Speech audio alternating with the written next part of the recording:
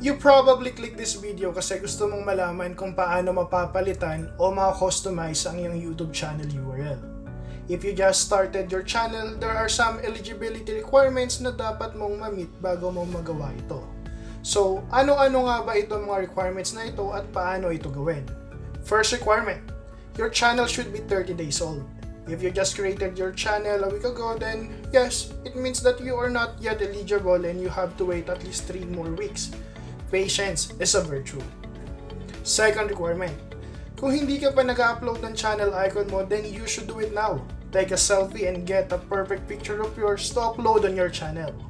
Requirement number 3. Well, if may channel icon ka na, then this time, you should upload the channel art or yung tinatawag natin na banner. If there's an error, don't panic, kalma lang. It is because YouTube requires certain dimensions para sa banner.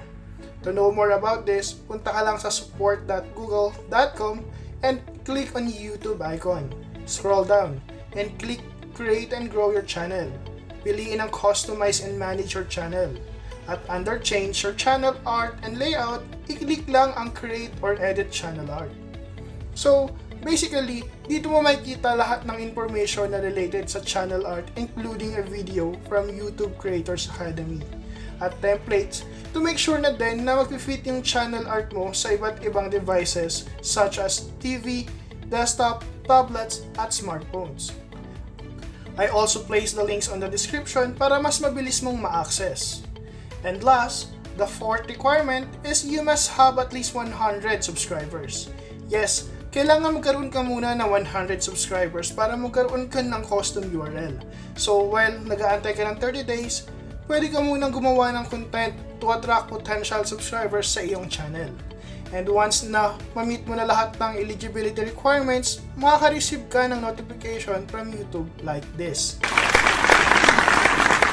At ngayon ready ka na, go to youtube.com, i-click ang iyong channel icon at pumunta sa settings. Ito yung gear icon sa ibaba ng iyong screen. I-click ang channel at piliin ang feature eligibility. Sa ibaba, makikita mo ang status and features and i-click lamang ito. Look for custom URL and click enable. At dito, makikita na clickable na yung you're eligible for a custom URL. Claim it here na link. May magpa-pop up na window at bibigyan ka ng option ni YouTube if okay na ba yung custom name, which is based on your channel name, or if gusto mong maglagay ng extra characters like numbers or letters to make it even more unique among others, and that's it. Meron ka ng custom YouTube channel URL.